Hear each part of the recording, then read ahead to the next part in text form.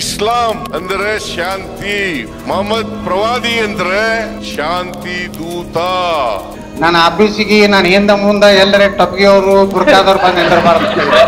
ಮುಸ್ಲಿಮರು ಹೊಡೆದು ಸಾಯಿಸ್ತಾರೆ, ನನ್ನ ಯಾವ ಮುಸ್ಲಿಮರು ಹೊಡೆಯಲಿಲ್ಲ. ಆ ಚಾಪ್ಟರ್ ಅಲ್ಲಿ ಬರ್ದಿದೆಯಲ್ಲ ಅದನ್ನ ಮರ್ತು ಬಿಡಿ, ಇನ್ಮೇಲಿಂದ ಇದು ಫಾಲೋ ಮಾಡಿ. ಪರ್ಫೆಕ್ಟ್ ಪುಸ್ತಕ ಹೀಗಿರುತ್ತೆ.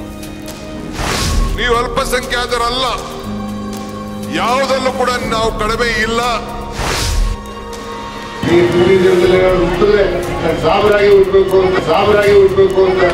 How Islamic population swelled in this country is they took hundreds and thousands of Hindu women.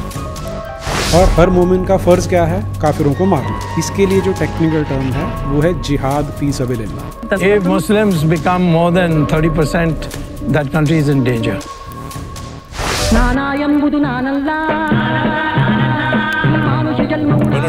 ಕುರಾನ್ನಲ್ಲಿ ನಿಜಕ್ಕೂ ನಾಸ್ತಿಕನನ್ನ ಅಥವಾ ಕಾಫಿರನ್ನ ಕೊಲ್ಲಿ ಅಂತ ಇದೆಯಾ? ಯಾವ ಕಾಲದಲ್ಲೂ ಕೂಡ ಯುದ್ಧಕ್ಕೆ ಯಾರು ಮುಂದೆ ಬರ್ತಾರೋ ಅವರೊಂದಿಗೆ ನೀವು ಯುದ್ಧ ಮಾಡಿ ಅಂತಾನೆ ಕುರಾನ್.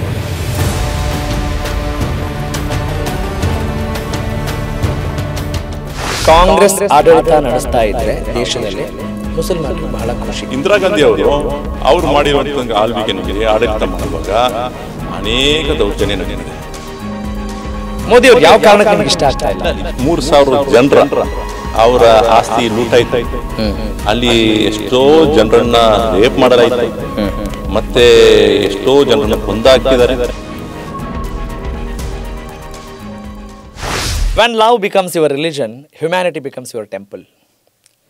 ಯಾವಾಗ ಪ್ರೀತಿಯೇ ಧರ್ಮ ಆಗುತ್ತೋ ಆಗ ಮಾನವೀಯತೆ ದೇವಸ್ಥಾನ ಆಗುತ್ತೆ ಅನ್ನುವ ಉಕ್ತಿಯೊಂದಿಗೆ ಲೆಟ್ಸ್ ಗೆಟ್ ಸ್ಟಾರ್ಟೆಡ್.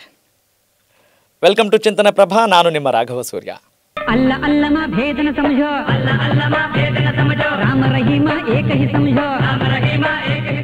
ಸ್ನೇಹಿತರೆ, ಇವತ್ತು ಬಹಳಷ್ಟು ವಿಚಾರಗಳು ನನ್ನ ತಲೆಗೆ ಬರ್ತಾ ಇದ್ದಾವೆ. ಕಾರಣ ಪ್ರಸ್ತುತ ವಿದ್ಯಮಾನಗಳಿರಬಹುದು, ಧರ್ಮ ಸಂಘರ್ಷ ಇರಬಹುದು, ಇವತ್ತಿನ ಸಮಾಜಕ್ಕೆ ಏನು ಬೇಕಾಗಿದೆ ಅನ್ನೋದನ್ನು ಮರೆತುಬಿಟ್ಟು ಏನಾದರೂ ನಾವು ಮಾತನಾಡ್ತಾ ಇದ್ದೀವಾ, ಚರ್ಚೆ ಮಾಡ್ತಾ ಇದ್ದೀವಾ, ಹೀಗೆ ಅನೇಕ ಪ್ರಶ್ನೆಗಳು ಎಲ್ಲರಲ್ಲೂ ಕೂಡ ಬರ್ತಾ ಇದ್ದಾವೆ. ಹಾಗಾಗಿ ನನ್ನ ಸ್ನೇಹಿತರು, ಸಿನಿಮಾ ನಿರ್ದೇಶಕರು, ಇಸ್ಲಾಮಿಕ್ ಸ್ಕಾಲರ್, MA ಇನ್ ಇಸ್ಲಾಮಿಕ್ ಸ್ಟಡೀಸ್, ಆಮೇಲೆ ಬಿಸ್ನೆಸ್ ಬ್ಯಾಕ್ಗ್ರೌಂಡ್ ಇರುವಂಥವರು, ಹಾಗೆಯೇ ಒಬ್ಬ ರೈಟ್ರು ಕೂಡ ಹೌದು, ಸಮಾಜದ ಎಲ್ಲ ಆಯಾಮಗಳಲ್ಲೂ ಕೂಡ ತಮ್ಮನ್ನು ಸಂಪೂರ್ಣವಾಗಿ ತೊಡಗಿಸಿಕೊಳ್ತಾ ತಮ್ಮನ್ನು ಅನ್ವೇಷಣೆ ಮಾಡ್ತಾ ಸಮಾಜಕ್ಕೊಂದಿಷ್ಟು ಒಳ್ಳೆಯ ಸಂದೇಶ ಕೊಡ್ತಾ ಇದ್ದಾರೆ ಅನ್ನೋದು ಈಗಾಗಲೇ ಗೊತ್ತಾಗಿದೆ. ಅಲ್ಲಲ್ಲಿ ಸಂದರ್ಶನಗಳಲ್ಲೂ ಕೂಡ ನೀವು ಕಾಣ್ತಾನೆ ಇರ್ತೀರಿ. ಎಸ್, ಉಮರ್ ಶರೀಫ್ ನಮ್ಮ ಜೊತೆಗಿದ್ದಾರೆ. ನಮಸ್ಕಾರ sir, welcome to the show. ನಮಸ್ತೆ. ನಮಸ್ಕಾರ. ನಮಸ್ಕಾರ. ಹಾಗೆಯೇ ಈ ಕಾನ್ವರ್ಸೇಷನ್ನ ಸಾಕ್ಷಿಭೂತರಾಗಿ, ಒಂದು ವಿಟ್ನೆಸ್, ಒಂದು ಕುತೂಹಲಿಯಾಗಿ, ನಮ್ಮೆಲ್ಲರನ್ನ ರೆಪ್ರೆಸೆಂಟ್ ಮಾಡೋ ಒಂದು ಏನು ಸಿಂಬಲ್ ಆಗಿ ನನ್ನ ಜೊತೆಗಿದ್ದಾರೆ ನನ್ನ ಸ್ನೇಹಿತರು, ಆತ್ಮೀಯರು, ಚಿಂತನ ಪ್ರಭಾ ಸಂಸ್ಥಾಪಕರಾಗಿರುವಂಥ ವೀರೇಶ್ ಜಿ ನಮ್ಮ ಜೊತೆಗಿದ್ದಾರೆ. ವೀರೇಶ್ NT, ನಮಸ್ಕಾರ, welcome to the show. Thank you sir, ನಂಗೆ ಭಾಳ ಖುಷಿ ಆಯಿತು. Fine, let's dive in to the real conversation. ಇವತ್ತಿನ ಈ ಸಂಭಾಷಣೆಯಲ್ಲಿ ನಮಗೆ ಬಹಳಷ್ಟು ಸೈದ್ಧಾಂತಿಕ ಭಿನ್ನಾಭಿಪ್ರಾಯಗಳು ಇರುತ್ತವೆ. Every person is unique. ಇವತ್ತಿನ ಸಮಾಜ ಸಮಾಜ ಆಗಬೇಕು ಅಂತ ನಾವೆಲ್ಲ ಬಾಯಿ ಮಾತಲ್ಲಿ ಮಾತನಾಡ್ತೀವಿ, ಆದರೆ ಹಾಗೆ ನಡ್ಕೊಳ್ತಾ ಇದ್ದೀವ? ಈ ಧರ್ಮದವ್ರು ಮಾತ್ರ ಸರಿ, ಈ ಧರ್ಮದವ್ರು ತಪ್ಪು ಅನ್ನುವ ಸಂಘರ್ಷಕ್ಕೆ ಬಂದಿದ್ದೀವಿ. Are we finding the right solution? What it is exactly? ನನ್ನ ಧರ್ಮ ಮಾತ್ರ ಶ್ರೇಷ್ಠ ಅಂತ ಹೇಳಿಕೊಳ್ಳುವ ಒಂದು ವಿಚಾರವೇ ಎಲ್ಲೋ ಇವತ್ತು ಬಹಳಷ್ಟು ಉದ್ವಿಗ್ನತೆಗಳಿಗೆ ಕಾರಣ ಆಗ್ತಾ ಇದೆಯಾ? ಇಂಥ ಒಂದು ಸೂಕ್ಷ್ಮ ವಿಚಾರದ ಬಗ್ಗೆ ನಾವು ಮಾತನಾಡಬೇಕಾಗಿದೆ. ಹಾಗಾಗಿ ಒಂದು ಪರಸ್ಪರ ಹಂಸಕ್ಷೀರ ನ್ಯಾಯದಂತೆ, ಅಂದರೆ ಯಾರಲ್ಲಿ ಏನು ಒಳ್ಳೆಯದಿದೆಯೋ ಅದನ್ನು ಪರಸ್ಪರ ಕಲಿಯುವ ಒಂದು ಸಂವಾದ ಆಗಲಿ ಅನ್ನುವ ಆಶಯದೊಂದಿಗೆ let's get started this conversation.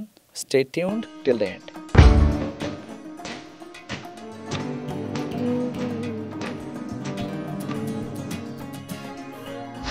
Friends, ನಮಗೆ ಬಹಳಷ್ಟು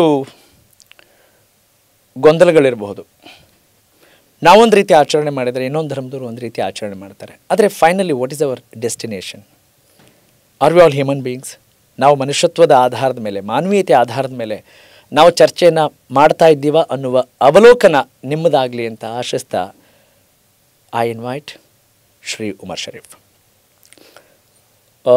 ಉಮರ್ ಶರೀಫ್ ಜಿ, ನಾನು ಮೊದಲಿಗೆ ನಿಮ್ಮ ಜೊತೆ ಮಾತನಾಡಬೇಕಾಗಿರೋ ವಿಷಯ ಏನು ಅಂತ ಹೇಳಿದರೆ, ಪ್ರಸಕ್ತ ವಿದ್ಯಮಾನಗಳು, ಯಾವುದೇ ಕೋಮು ಗಲಭೆ ಆಗಲಿ, ಅದರಲ್ಲೂ ಹಿಂದೂ ಮುಸ್ಲಿಂ ಗಲಾಟೆ ಆದಾಗ ಚರ್ಚೆಗಳಿಗೆ ನೀವು ಹೋಗ್ತಾನೆ ಇರ್ತೀರಿ. ಇಷ್ಟೊಂದು ಚರ್ಚೆಗಳಲ್ಲಿ ನೀವು ಭಾಗಿಯಾಗ್ತಾ ಇದ್ದೀರಲ್ಲ, ವಾಟ್ ಡಿಡ್ ಯು ಅಬ್ಸರ್ವ್? ಅಂದರೆ ಏನಾಗ್ತಾ ಇದೆ? What did you find out the essence of the conversation or debate? Debate ಶುರುವಾಗಲಿಕ್ಕಿಂತ ಮುಂಚೆ ಒಂದು ಆಲೋಚನೆಯಲ್ಲಿ ಹೋಗಿರ್ತೀರಿ. ಆ ಚರ್ಚೆ ಮುಗಿದ ನಂತರ ಏನಾದರೂ ಡೆವಲಪ್ಮೆಂಟ್ ಆಗಿರೋದು ಅಥವಾ ಏನಾದರೂ ಪರಿವರ್ತನೆ ಆಗಿರೋದು ನಿಮ್ಮ ಗಮನಕ್ಕೆ ಬಂದಿದೆಯಾ?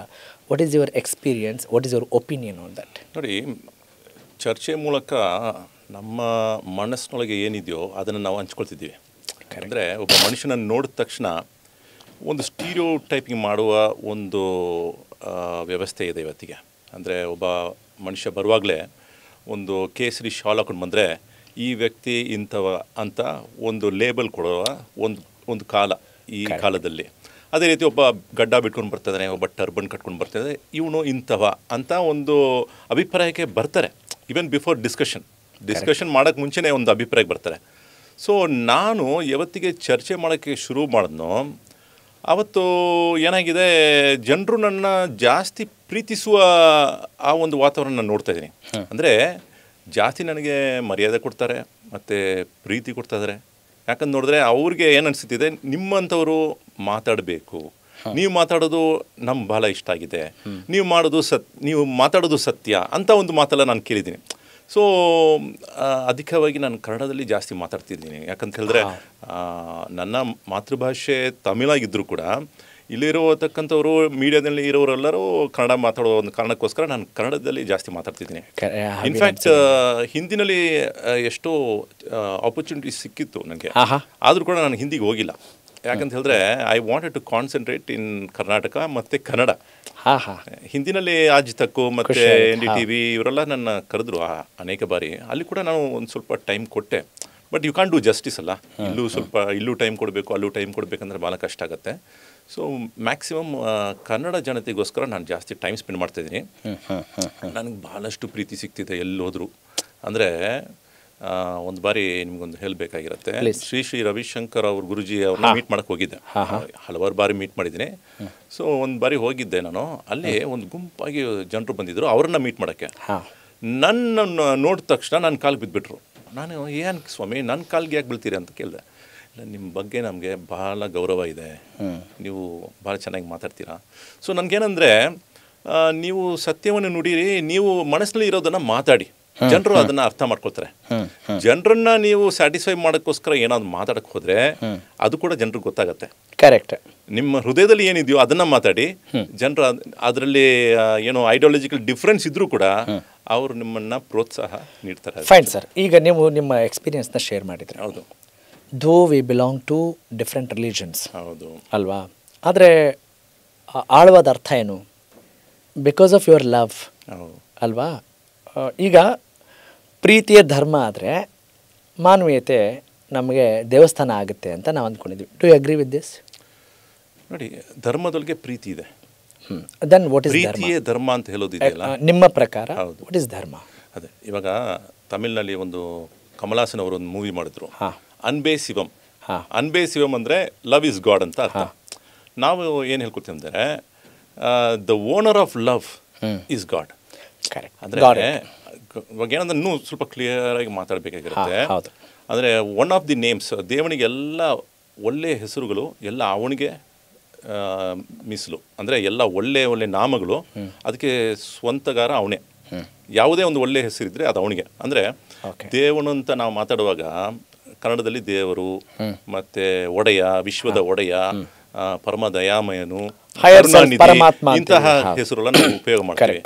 ಈಗ ಅದನ್ನು ಅರಬಿನಲ್ಲಿ ನಾವು ಮಾತಾಡುವಾಗ ಅಲ್ಲಾಹ್ ಅಂತ ಕರಿತಿದ್ವಿ.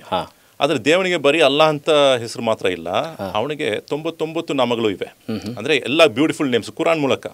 ಅರ್ ರಹಮಾನ್ ಪರಮ ದಯಾಮಯನು, ಅರ್ ರಹೀಮ್ ಕರುಣಾನಿಧಿ, ಮತ್ತು ಮಾಲಿಕಿ ಯೋಮಿದ್ದೀನ್ ವಿಶ್ವದ ಒಡೆಯ ಅವನು, ಈ ಪ್ರಪಂಚವನ್ನು ಸೃಷ್ಟಿ ಮಾಡಿದವನು, ಅಲ್ ಖಾಲಿಕ್, ಇದೆಲ್ಲ ಒಳ್ಳೆ ಒಳ್ಳೆ ಹೆಸರುಗಳು, ನಾಮಗಳು. ಕರೆಕ್ಟ್. ದೇವನೊಬ್ಬ ನಾಮ ಹಲವು ಅಂತೀವಿ ನಾವು. ಅದರಲ್ಲಿ ಒಂದು ನಾಮ ಅಲ್ ವದೂದ್.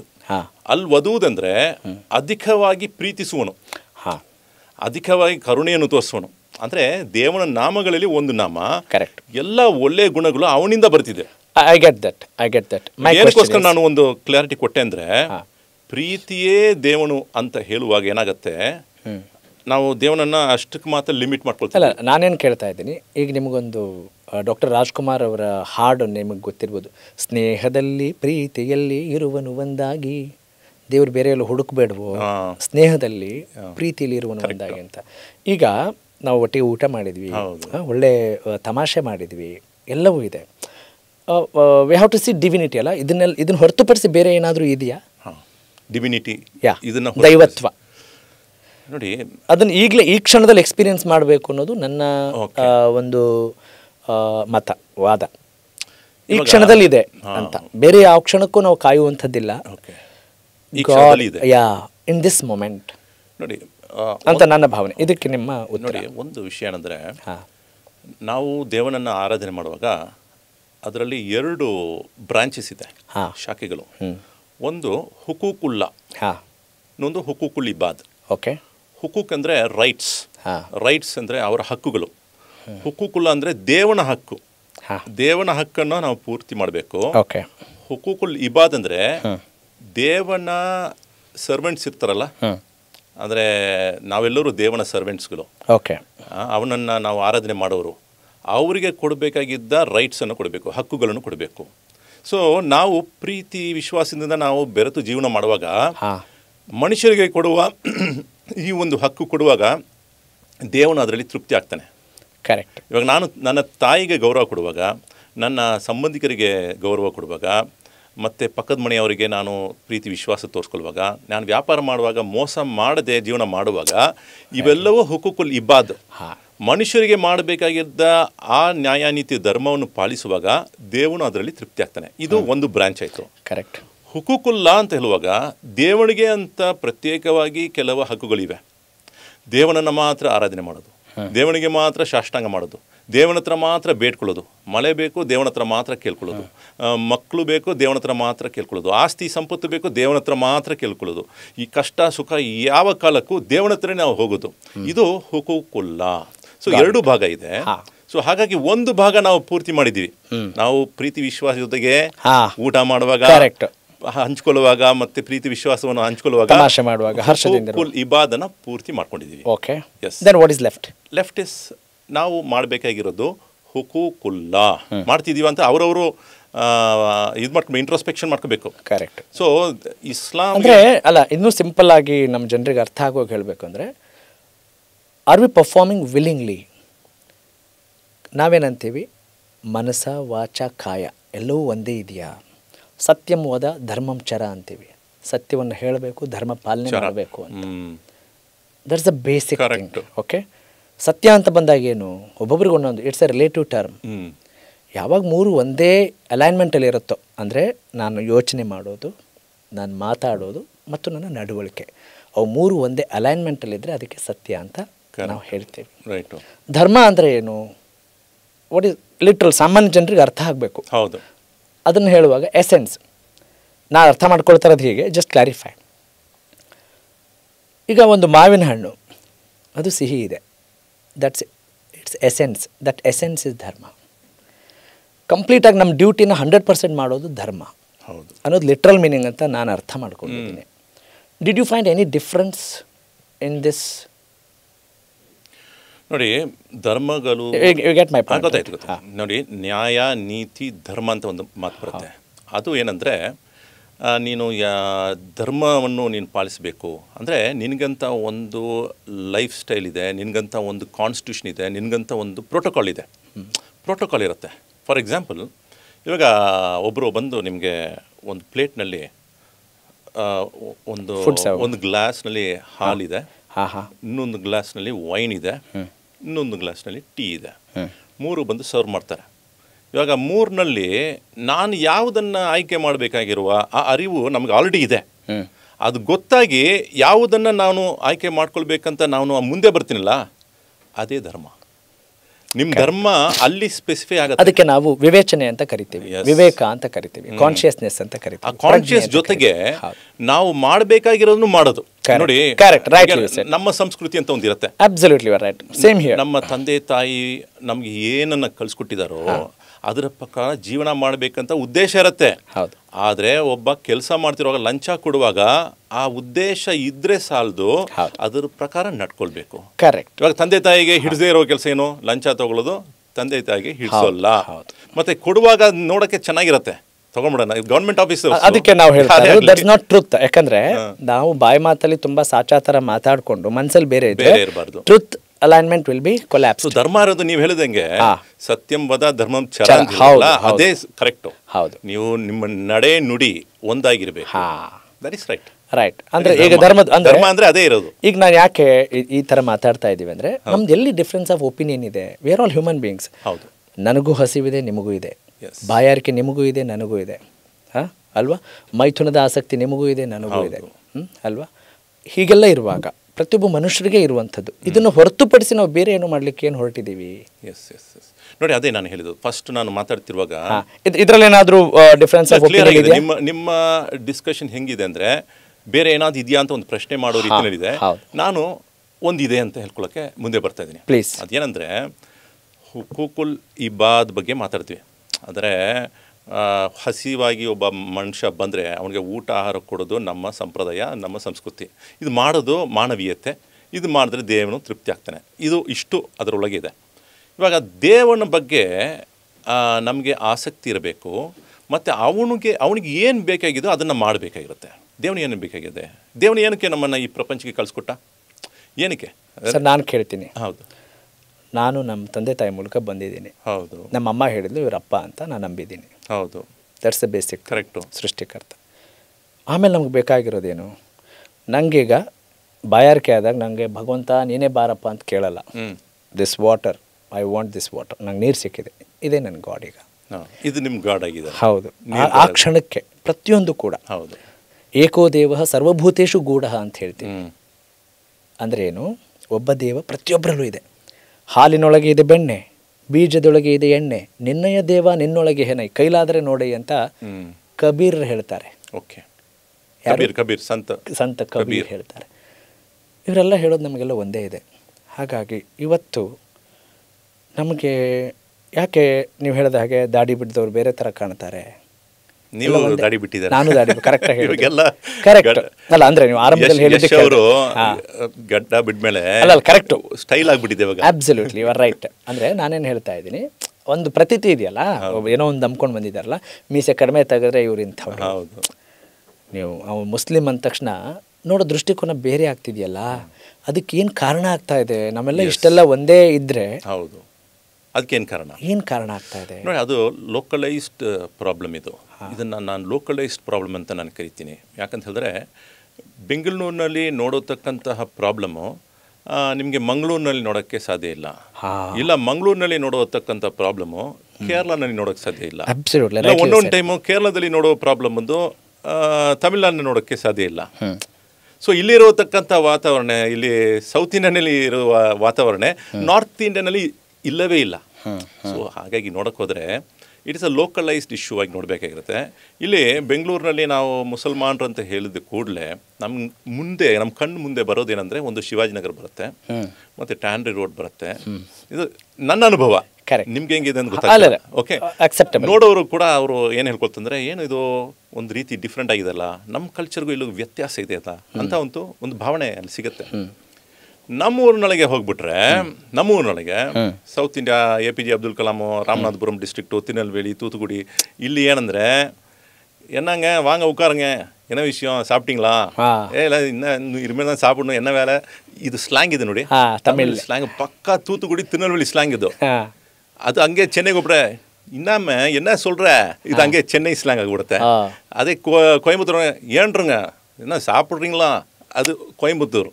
ಅಂದರೆ ಒಂದೊಂದು ಜಾಗದಲ್ಲಿ ಕೂಡ ಬೇರೆ ಬೇರೆ ಡೈಲೆಕ್ಟ್ನಲ್ಲಿ ಮುಸಲ್ಮಾನರು ಅಲ್ಲಿರೋತಕ್ಕಂಥ ಜನರ ಜೊತೆಗೆ ಮಾತಾಡ್ತಿದ್ದಾರೆ. ಅಂದರೆ ನಾವು ಅವರಿಂದ ಬೇರೆ ಆಗಲೇ ಇಲ್ಲ. ನಮ್ಮ ಡ್ರೆಸ್ಗಳು ಸೇಮು, ನಾವು ಕೂಡ ಪಂಚೆ ಹಾಕೊಳ್ತೀವಿ, ನಾವು ಅವ್ರ ಥರ ಶರ್ಟ್ ಹಾಕೊಳ್ತೀವಿ, ಅವ್ರ ಥರ ಮಾತಾಡ್ತೀವಿ. ಅಂದರೆ ಅವ್ರಂತ ಮಾತಾಡೋಕ್ಕೂ ಹೋಗಲ್ಲ. ಅವ್ರು ನಮ್ಮನ್ನು ಮಾಮ ಅಂತ ಕರೀತಾರೆ, ನಾವು ಅವ್ರನ್ನ ಚಾಚಾ ಅಂತ ಕರಿತೀವಿ. ಕರೆಕ್ಟ್. ಅದೇ ನಮ್ಮ ಜೊತೆ ಕೆಲಸ ಮಾಡೋರು ಮುದಲಾಲಿ ಅಂತ ಕರೀತಾರೆ. ಮುದಲಾಲಿ ಅಂದರೆ ನಮ್ಮನ್ನು ಮೇಲೆ ಇಟ್ಟಿದ್ದಾರೆ ಅವರು, ನೈಸ್ ಅನಾಲಿಸಿಸ್, ಟಾಪ್ ಲೆವೆಲ್ನಲ್ಲಿ ಇಟ್ಟಿದ್ದಾರೆ. ಅಂದರೆ ಯಾಕೆ ಅಂತ ನೋಡೋಕೆ ಹೋದರೆ ಅಲ್ಲಿ ಒಂದು ವಿಚಾರ ಏನಂದರೆ, ನಾವು ಆ ಸಂಸ್ಕೃತಿ ಒಳಗೆ ಹಂಗೆ ಫಿಕ್ಸ್ ಆಗಿಬಿಟ್ಟಿದ್ವಿ. ನಾವು ಆಚೆ ಬರೋಕ್ಕಾಗಲ್ಲ. ಯಾರಾದರೂ ಪ್ರಯತ್ನ ಮಾಡಿದ್ರು ಕೂಡ ನಮ್ಮನ್ನು ಆಚೆ ತೊಗೊಂಡು ಬರೋಕ್ಕೆ ಸಾಧ್ಯನೇ ಇಲ್ಲ. ಅಲ್ಲ, ನೀವು ಕೊಟ್ಟಿರೋ ಈ ಎಕ್ಸಾಂಪಲ್ಗಳಲ್ಲಿ ನಾನೇನು ಗ್ರಹಿಸಿದೆ, ಏನು ಅರ್ಥ ಮಾಡಿಕೊಂಡೆ ಅಂದರೆ, ಆಯಾ ಪರಿಧಿಗೆ ತಕ್ಕ ಹಾಗೆ, ಆಯಾ ಕಾಲಘಟ್ಟಕ್ಕೆ ತಕ್ಕ ಹಾಗೆ, ಆಯಾ ಪ್ರದೇಶಕ್ಕೆ ತಕ್ಕ ಹಾಗೆ ದೇಶ ಕಾಲ ನ್ಯಾಯ ಅಂತಿದೆ. ಈಗ ಅದೇ ತಮಿಳ್ ಸ್ಲ್ಯಾಂಗನ್ನು ಹೌದು ಕೊಯಮತ್ತೂರಲ್ಲಿ ಒಂದು ಕಡೆ ಒಂದು ರೀತಿ ಮಾತಾಡ್ತಾರೆ, ಚೆನ್ನೈಯಲ್ಲಿ ಒಂದು ರೀತಿ ಮಾತಾಡ್ತಾರೆ, ಇನ್ನೊಂದು ಕಡೆ ಒಂದು ರೀತಿ ಮಾತಾಡ್ತಾರೆ. ಹಾಗೆ ಕರ್ನಾಟಕದ ಭಾಗದಲ್ಲೂ ಕೂಡ ಉತ್ತರ ಕರ್ನಾಟಕದ ಭಾಷೆ ಒಂದು ರೀತಿ ಇರುತ್ತೆ. ಉತ್ತರ ಕರ್ನಾಟಕದಲ್ಲೇ ಹಲವು ಭಾಷೆಗಳು 17 ಕಿಲೋಮೀಟರ್ 30 ಕಿಲೋಮೀಟರ್ ಬೇರೆ ಇರುತ್ತೆ. ದಕ್ಷಿಣ ಕನ್ನಡ ಬೇರೆ ಇರುತ್ತೆ, ಮೈಸೂರು ಕನ್ನಡ ಬೇರೆ ಇರುತ್ತೆ ಅಲ್ವಾ. ಹೀಗಿರುವಾಗ ಅವರ ಆಹಾರ ಪದ್ಧತಿ ಕೂಡ ಬೇರೆ ಬೇರೆಯಾಗೇ ಇರುತ್ತೆ. ಉತ್ತರ ಕರ್ನಾಟಕದವರು ಜೋಳದ ರೊಟ್ಟಿ ತಿಂದರೆ ದಕ್ಷಿಣದವರು ಹಾಗಿರಲ್ಲ ಅಲ್ವಾ, ಬೇರೆ ಯಾವುದೋ ಮುದ್ದೆನ ಬಳಸ್ತಾರೆ. ಹೀಗಿರುವಾಗ ಈ ಎಲ್ಲ ನಮ್ಮ ಕಲ್ಚರ್ ಯಾವುದರ ಆಧಾರದ ಮೇಲೆ ಬಂದಿದೆ, ಆಯಾ ಪ್ರದೇಶ ಮತ್ತು ಸಂಸ್ಕೃತಿಗೆ ತಕ್ಕ ಹಾಗೆ ಬಂದಿದೆ. ಹೀಗೆಲ್ಲ ಇರುವಾಗ ವೈವಿಧ್ಯಮಯವಾಗಿರುವಂಥ ಭಾರತದಲ್ಲಿ ನಾ ಅರಬ್ಬಿಯನ್ನೇ ಫಾಲೋ ಮಾಡ್ತೀನಿ ಅಂತ ಹೇಳುವಂಥ ಮುಸ್ಲಿಮರಿಗೆ ನಿಮ್ಮ ಕಿವಿ ಮಾತೇನು? ನೋಡಿ, ಇಂಡಿಯಾ ಬಂದು ಇವತ್ತು ಏನಾಗಿದೆ, ಹಲವಾರು ಸಂಸ್ಕೃತಿಯನ್ನು ಹಂಗೆ ಅಬ್ಸಾರ್ವ್ ಮಾಡ್ಕೊಂಡಿದೆ. ಇಂಡಿಯಾ ಬಂದು ಏನಂದರೆ, ಭಾರತ ಬಂದು ಎಲ್ಲ ಪ್ರಪಂಚದಲ್ಲಿರುವ ಎಲ್ಲ ಪ್ರದೇಶಗಳಿಗೂ ತಾಯಿ ಭಾರತ. Thank you. ಇದು ನಾನು ಸುಮ್ಮನೆ ಮಾತಾಡ್ತಿಲ್ಲ, ಇದಕ್ಕೆ ಕಾರಣ ಇದೆ, ನಾನು ಆಮೇಲೆ ಮಾತಾಡ್ತೀನಿ. ಇದನ್ನು ನೀವು ಆಮೇಲೆ ಮಾತಾಡುವಾಗ ನೀವು ಇನ್ನೊಂದು ಸರಿ ಏನಕ್ಕೋಸ್ಕರ ಹೇಳ್ತೀನಿ ಅದು ಬೇರೆ ವಿಚಾರ ಇದೆ. ಇಡೀ ಪ್ರಪಂಚದ ದೇಶಗಳಿಗೆ, ಪ್ರಪಂಚದ ಪ್ರದೇಶಗಳಿಗೆ ಒಂದು ತಾಯಿಯ ಭೂಮಿ ಅಂದರೆ ಅದು ಭಾರತ ಅಂತ ಹೇಳ್ಕೊಡ್ತೀನಿ. ಇಷ್ಟು ದೊಡ್ಡ ನಾನು ಗಂಭೀರವಾಗಿ ಒಂದು ಮಾತು ನಿಮ್ಮ ಮುಂದೆ ಇಡ್ತಾ ಇದ್ದೀನಿ. ಈ ತಾಯಿ ಪ್ರಪಂಚದ ಯಾವುದೇ ಒಂದು ಕಲ್ಚರನ್ನು ದ್ವೇಷಿಸೋಕ್ಕೆ ಸಾಧ್ಯವೇ ಇಲ್ಲ. ಒಂದು ತಾಯಿ ಮಗು ಬಂದು ಬಿಳಿ ಬಣ್ಣ ಇರ್ಬೋದು, ಕಪ್ಪಗಿರ್ಬೋದು, ಹೈಟ್ ಟಾಲ್ ಆಗಿರ್ಬೋದು, ಶಾರ್ಟ್ ಆಗಿರ್ಬೋದು, ಅವನು ಉರ್ದು ಮಾತಾಡ್ತಾನೆ, ಇವನು ತೆಲುಗು ಮಾತಾಡ್ತಾನೆ, ಇವನು ಕನ್ನಡ ಮಾತಾಡ್ತಾನೆ, ಇವನು ಇಂಗ್ಲೀಷ್ ಮಾತಾಡ್ತಾನೆ ಅಂತ ತನ್ನ ಮಗುವನ್ನು ಬಿಟ್ಕೊಡಲ್ಲ.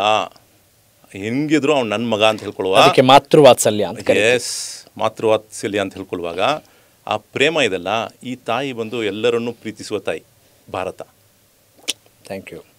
ಓಕೆ, ಏನಕ್ಕೋಸ್ಕರ ಅಂದರೆ, ನಾನೊಂದು ಮಾತು ಹೇಳಿದೆ, ಯಾಕೋಸ್ಕರ, ನಮ್ಮ ನಂಬಿಕೆ ಪ್ರಕಾರ ಸರ್ವೇ ಮಾನವಾಃ ಆದಮಸ್ಯ ಕುಟುಂಬಕಂ. ಸರ್ವೇ ಮಾನವಾಃ ಆದಮಸ್ಯ ಕುಟುಂಬಕಂ.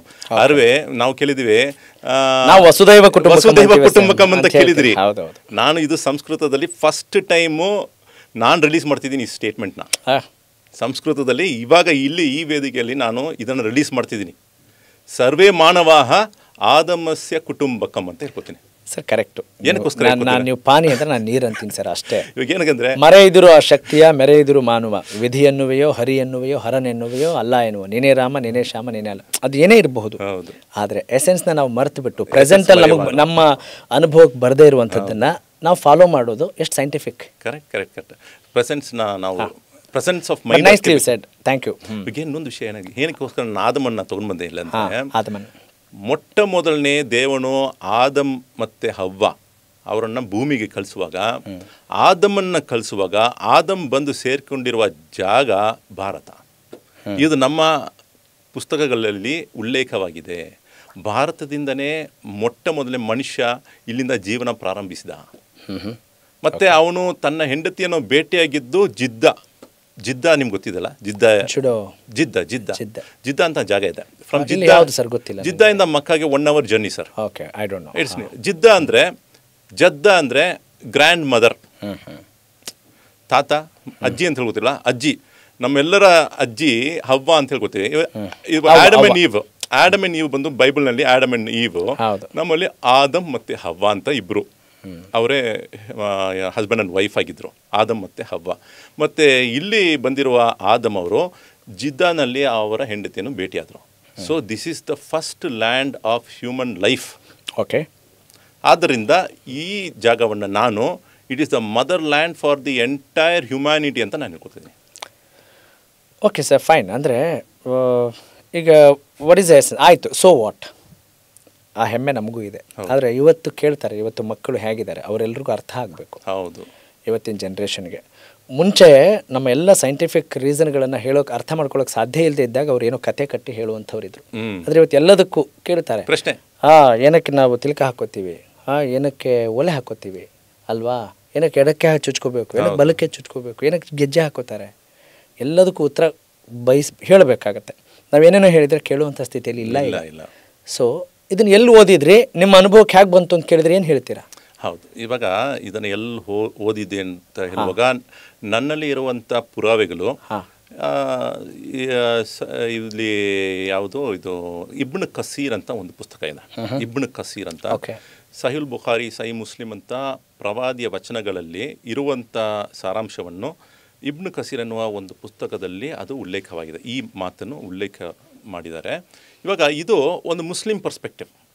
ಇವಾಗ ನಿಮಗೆ ಒಬ್ಬ ಹಿಂದೂ ಹತ್ರ ಮಾತಾಡುವಾಗ ಎಲ್ಲಪ್ಪ ಅದು ನಿಮ್ಮ ನಂಬಿಕೆ ಇರ್ಬೋದು, ನಮ್ಗೆ ಅಂಥದ್ದು ಏನೋ ನಮ್ಗೇನೋ ಅವತೀರ್ಣವಾಗಿಲ್ಲ, ಸೊ ಹಾಗಂತ ಅವರು ಅಲ್ಲಿಂದ ಹೋಗ್ಬೋದು. ಬಟ್ ಅಲ್ಲ, ನಾವು ಅದೇ ಏನೋ ಬೇಸ್ಮೆಂಟ್ ಮೇಲೆ ಡಿಸ್ಕಷನ್ ಮಾಡೋಣ ಅಂತ. ಯಾಕಂದರೆ ಈಗ ನನಗೆ ದೇಹ ಇರೋದು ಗೊತ್ತು, ಉಸಿರಾಟ ಗೊತ್ತು, ನನಗೆ ಶಬ್ದ ರೂಪ ರಸಗಂಧ ಅಂತೀವಿ, ಕೇಳಿಸುತ್ತೆ, ನೋಡ್ತೀವಿ ಅಲ್ವಾ, ನಮ್ಮ ಪಂಚೇಂದ್ರಿಯಗಳು ಏನು ಕೆಲಸ ಮಾಡುತ್ತವೆ. ಆಮೇಲೆ ಇದಕ್ಕಿಂತ ಹೆಚ್ಚಿನದಾಗಿ ಏನೋ ಒಂದು ಶಕ್ತಿ ಇದೆ. That power is there, ultimate power is there. ನಾವು ಏನು ಬೇಕಾದ್ರೂ ನೇಮ್ ಕೊಡೋಣ, ಆದರೆ ಅದಕ್ಕೆ ಎಕ್ಸ್ಟ್ರಾ ನಾವು ಬೇರೆ ಬೇರೆ ಹೇಳ್ತಾ ಇದ್ದ ಹಾಗೆ ವಿ ಮೇ ಗೆಟ್ ಕನ್ಫ್ಯೂಸ್ಡ್. ಇದರಲ್ಲಿ ಒಂದೇ ಒಂದು ವಿಷಯ ನಾನು ಮಾತಾಡ್ತಿರುವಾಗ ಒಂದು ಮಾತು ಹೇಳಿದ್ರೆ, ನನಗೆ ಇವಾಗ ನೀರು ಬೇಕಾಗಿದೆ, ನೀರು ನನಗೆ ದೇವರು ಅಂತ ಒಂದು ಮಾತು ಹೇಳಿದ್ರಿ. ಇಲ್ಲಿ ಗಾಳಿ ಬೇಕಾಗಿದೆ, ನಂಗೆ ಉಸಿರಾಟ ಅದಿಲ್ಲ, ಗಾಳಿ ಬೇಕಾಗಿದೆ, ಗಾಳಿ ನನಗೆ ದೇವರು ಅಂತ ಒಂದು ಮಾತು ಹೇಳಿದ್ರೆ, ನನಗೇನಂದ್ರೆ ಇವೆಲ್ಲವನ್ನು ಸೃಷ್ಟಿ ಮಾಡಿದ ಸೃಷ್ಟಿಕರ್ತನು ದೇವನು. ಕರೆಕ್ಟ್. ಇವು ಎಲ್ಲವೂ ಸೃಷ್ಟಿಗಳು. ಕರೆಕ್ಟ್. ಅದನ್ನು ಉಪಯೋಗ ಮಾಡಿ ನಾನು ಇದರಲ್ಲೇ ವ್ಯತ್ಯಾಸ ಇರೋದು ಏನಂದ್ರೆ, ಅದ್ವೈತ, ವಿಶಿಷ್ಟಾದ್ವೈತ, ದ್ವೈತ. ಇವಾಗ ಅದ್ವೈತದಲ್ಲಿ ಏನಂದ್ರೆ ಎಲ್ಲವೂ ಒಂದೇ ಅಂತ ಹೇಳ್ಕೊಳ್ಳುವ ಆ ಸಿದ್ಧಾಂತ ಬಂದು ಅದ್ವೈತ.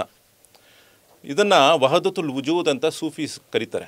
ವಹದತುಲ್ ವುಜೂದ್ ಅಂತ ಸೂಫಿಗಳು ಅದನ್ನ ಎಲ್ಲವೂ ಒಂದು ಅಂತ ಹೇಳ್ಕೊಳ್ತಾರೆ, ಆ ದೇವನೇ ಅಲ್ಲ ಅಂತ ಹೇಳ್ಕೊಳ್ಳೋದು. ಅದಕ್ಕೆ ನಿಮ್ಗೆ ಎಕ್ಸಾಂಪಲ್ ಕೂಡ, ಈಗ ನಾವು ಉತ್ತರ ಕರ್ನಾಟಕ ಮೂಲದಿಂದ ಬಂದವರು, ಶಿಶ್ನಾಳ್ ಶರೀಫರ ಬಗ್ಗೆ ನಮಗೆ ಒಂದಿಷ್ಟು ಅಪ್ಯಾಯಮಾನ. ಶಿವ ಬೇರೆ ಅಲ್ಲ, ಅಲ್ಲಾ ಬೇರೆ ಅಲ್ಲ ಅಂತ ಹೇಳ್ತಾರೆ. ಓಕೆ. ಕಬೀರು ರಾಮ್ ಬೇರೆ ಅಲ್ಲ, ರಹೀಮ್ ಬೇರೆ ಅಲ್ಲ ಅಂತ. ಇದರಲ್ಲಿ ಏನಾದರೂ ವ್ಯತ್ಯಾಸ ಇದೆ ನಿಮಗೆ? ಇದರಲ್ಲಿ ಆಳವಾದ ವಿಚಾರ ವ್ಯತ್ಯಾಸ ಇದೆ. ಅಲ್ಲ, ನಾನು ಜಸ್ಟ್ ಆವಾಗ next we can start that is. ಅಂದರೆ ಇದರಲ್ಲಿ ನಿಮಗೆ ವ್ಯತ್ಯಾಸ ಅನಿಸುತ್ತಾ? ಇಲ್ಲ, ಅದೇ ಅದನ್ನ ಉತ್ತರ ಕೊಟ್ಟರೆ ಅದರಲ್ಲಿ ವ್ಯತ್ಯಾಸ ಏನು ಇಲ್ಲ, ಯಾವುದನ್ನು ನಾನು ಸಮರ್ಥಿಸ್ಕೊಳ್ತೀನಿ. ಅಂದರೆ ಓಕೆ, ನೀವು ಅದಕ್ಕೆ ಅವಕಾಶ ಕೊಡ್ತೀನಿ ಆ ಮಾತಿಗೆ. ಆದರೆ ಈಗ ನೀವೇನು ಹೇಳ್ತಾ ಇದ್ರಿ, ನಾನು ಹಾಗೆ ಅರ್ಥ ಮಾಡ್ಕೊಳ್ತಾ ಇದ್ದೀನಿ, ಅವ್ರು ಹೇಳೋದು ಬೇರೆ, ನಾವು ಹೇಳೋದು ಬೇರೆ ಅಂತ. ಇವಾಗ ನಾನು ಹೇಳೋದಂದರೆ, ಗುರು ನಾನಕ್ ಹತ್ರ ಅವರು ಪುಸ್ತಕದಲ್ಲಿ, ಅದು ಗುರು ಗ್ರಂಥದಲ್ಲಿ ಅವರು ರಾಮ್ ಅಂತನೂ ಬರೆದಿಟ್ಟಿದ್ದಾರೆ, ರಹೀಮ್ ಅಂತನೂ ಬರೆದಿಟ್ಟಿದ್ದಾರೆ, ಅಲ್ಲಾ ಅಂತೂ ಕೂಡ ಬರೆದಿಟ್ಟಿದ್ದಾರೆ, ಓಂಕಾರ ಅಂತನೂ ಕೂಡ ಬರೆದಿಟ್ಟಿದ್ದಾರೆ. ಎಲ್ಲವೂ ದೇವನ ನಾಮ ಅಂತ ಹೇಳಿದರು. ಆವಾಗ ಪ್ರಶ್ನೆ ಮಾಡಿದ್ರು, ರಾಮ ಅಂತ ಬರೆದಿಟ್ಟಿದ್ದಾರಲ್ಲ ಹೇಗೆ ಅಂತ ಪ್ರಶ್ನೆ ಮಾಡುವಾಗ ಅವ್ರು ಹೇಳಿದ್ರು, ನಾನು ಹೇಳೋದು ದಶರಥನ ಮಗ ರಾಮ ಅಲ್ಲ, ಈ ರಾಮ ಬೇರೆ ಅಂತ ಹೇಳಿದ್ರು. ಸೊ ಅದೇ ರೀತಿ ಆ ರಾಮ ಅಂದರೆ ಇಲ್ಲಿ ಒಂದು ವಿಚಾರ ಏನಂದರೆ, ಮನುಷ್ಯ ಅಂದರೆ ಅವನು ಊಟ ಮಾಡಬೇಕು, ಅವನು ನಿದ್ದೆ ಮಾಡಬೇಕು, ಅವ್ನು ಜೀವನ ಮಾಡಬೇಕಾಗಿರುತ್ತೆ ಹೆಂಡತಿ ಮಕ್ಕಳ ಜೊತೆಗೆ, ಮತ್ತು ಅವನ ದಿನ ಹುಟ್ಟತಾನೆ, ಒಂದು ದಿನ ಸಾಯ್ತಾನೆ. ಇವೆಲ್ಲವೂ ಮನುಷ್ಯನ ಈ ಒಂದು ಮಾರ್ಟಲ್ ಲೈಫ್ ಅಂತ ಹೇಳ್ಕೊಳ್ತೀವಿ. ಹೌದು. ದೇವನ ಎಟರ್ನಲ್ ಲೈಫ್ ಇದೆಯಲ್ಲ, ಅವನು ಶಾಶ್ವತವಾಗಿ ಜೀವನ ಮಾಡೋನು, ಅವನನ್ನು ಯಾರು ಹುಟ್ಟಿಸಿಲ್ಲ, ಯಾರು ನಾಶ ಮಾಡೋಕ್ಕಾಗೋದಿಲ್ಲ, ಸರ್ವಶಕ್ತ. ಸೊ ಹಾಗಾಗಿ ಅದಕ್ಕೆ ನಾವು ಇನ್ನೊಂದೇನು ಆತ್ಮ ಅಂತ ಕೂಡ ಹೇಳ್ತೀವಿ. ನಾವು ಆತ್ಮನೇ ರಾಮ ಅಂತ ಹೇಳ್ತೀವಿ, ಮನುಷ್ಯ ರೂಪದ ರಾಮ ಅಂತ ಹೇಳಲ್ಲ, ಆದರೆ ಆತನ ಅಂಶ ಎಲ್ಲರಲ್ಲೂ ಇದೆ ಅಂತ ಹೇಳ್ತೀವಿ. ಇದರಲ್ಲಿ ಏನಂದ್ರೆ, ಈಗ ನಿಮ್ಮ ತಂದೆಯ ಕ್ವಾಲಿಟೀಸ್ ನಿಮ್ಮಲ್ಲಿ ಇದೆಯಾ ಇಲ್ವಾ? ಒಂದೊಂದು ವಿಷಯ, ನಿಮ್ಮ ತಂದೆಯ ಕ್ವಾಲಿಟೀಸ್ ಹೇಳ್ತಿದ್ದೀರಾ, ನಿಮ್ಮ ತಂದೆಯ ಕ್ವಾಲಿಟೀಸ್ ನಿಮ್ಮಲ್ಲಿ ಇದೆಯಾ ಇಲ್ವಾ? ಖಂಡಿತ ಹಲವಾರು ಇದೆ. ಎಲ್ಲವೂ ಅದೇ ನಾವಲ್ಲ. Correct, I do agree. Yes sir, go ahead. ನೋಡಿ ಸರ್, ಇಲ್ಲಿ ಜೆನೆಟಿಕ್ಸು ಮತ್ತು ಹೆರಿಡಿಟರಿ ಮತ್ತು inheritance of genes, DNA, RNA ಇದೆಲ್ಲ ನಾವು ಓದಿದ್ದೀವಿ. ಹೌದು. ಇವಾಗ ನಮ್ಮೊಳಗೆ ಇರುವತಕ್ಕಂಥ ಎಲ್ಲ ಪ್ರೋಗ್ರಾಮ್ ಆಗಿದೆಯಲ್ಲ DNA, ಇದು ಮನುಷ್ಯನಿಗೆ ಅಂತ ಇರುವಂಥ DNA ಮನುಷ್ಯನಿಗೆ ಮಾತ್ರ ಫಿಟ್ ಆಗುತ್ತೆ. ಪ್ರಾಣಿಗಳಿಗೆ ಇರುವಂತಹ DNA ಅದು ಪ್ರಾಣಿಗಳಿಗೆ ಮಾತ್ರ ಸೆಟ್ ಆಗುತ್ತೆ. ಕರೆಕ್ಟ್. ಇವಾಗ ಕೋತಿ ಇದೆ ಅಂದ್ಕೊಳ್ಳಿ, ಕೋತಿಯ ಒಂದು DNA ಮನುಷ್ಯನ DNA ಬೇರೆ ಬೇರೆ ಆಗಿದೆ. ಅಬ್ಸಲ್ಯೂಟ್ಲಿ. ಸೊ ಮನುಷ್ಯ ಕೋತಿ ಆಗೋಕ್ಕೆ ಸಾಧ್ಯ ಇಲ್ಲ, ಕೋತಿ ಮನುಷ್ಯ ಆಗೋಕ್ಕೆ ಸಾಧ್ಯ ಇಲ್ಲ ಅಂತ DNA ಕಂಡಿಡಿದವರು ಅವ್ರು ಹೇಳುವರು. ಇವಾಗ ಅನೇಕರು ಏನು ಹೇಳ್ಕೊತಾರೆ, ಮನುಷ್ಯ ಎಲ್ಲಿಂದ ಬಂದ ಅಂತ ಕೇಳಿದ್ರೆ ಕೋತಿಯಿಂದ ಮಂಗನಿಂದ ಬಂದ ಅಂತ ಹೇಳ್ತಾರಲ್ಲ, ಇದು ಡಾರ್ವಿನ್ಸ್ ಥಿಯರಿ ಆಗಿದೆ. ಬಟ್ ಇದನ್ನು ಎವಲ್ಯೂಷನ್ ಅಂತೀವಿ ನಾವು, ವಿಕಾಸ ಅಂತೀವಿ. ಎಸ್, ಈ ಥಿಯರಿಯನ್ನು ಮುಂದೆ ಇಡೋರು ಯಾರಂದರೆ ಎವಲ್ಯೂಷನಿಸ್ಟ್ಗಳು. ಸೈಂಟಿಸ್ಟ್ಗಳಲ್ಲಿ ಎವಲ್ಯೂಷನಿಸ್ಟ್ ಅಂತ ಇದ್ದಾರೆ, ಇದನ್ನು ನಂಬಿದವರು. ಆದರೆ ಇದನ್ನು ತಿರಸ್ಕರಿಸುವರು ಕ್ರಿಯೇಷನಿಸ್ಟ್ ಅಂತ ಸೈಂಟಿಸ್ಟ್ಗಳು ಇವತ್ತಿಗೂ ಜೀವಂತವಾಗಿದ್ದಾರೆ. ನ್ಯೂಟನ್ ಅಂತವರು ಮತ್ತು ಬೇರೆ ಯಾರು ನಮ್ಮ ಆಲ್ಬರ್ಟ್ ಐನ್ಸ್ಟೈನು ಇವರೆಲ್ಲ ಬಂದು ಕ್ರಿಯೇಷನಿಸ್ಟ್ಗಳು, ಎವಲ್ಯೂಷನಿಸ್ಟ್ಗಳ. ಎವಲ್ಯೂಷನಿಸ್ಟ್ ಇದು ಒಪ್ಪಿಗೆ ಕೊಟ್ಟಿಲ್ಲ ಅವರು, ಯಾಕಂದರೆ ಮಂಗದಿಂದ ಮನುಷ್ಯ ಬಂದಿಲ್ಲ ಅಂತ ಹೇಳೋರು.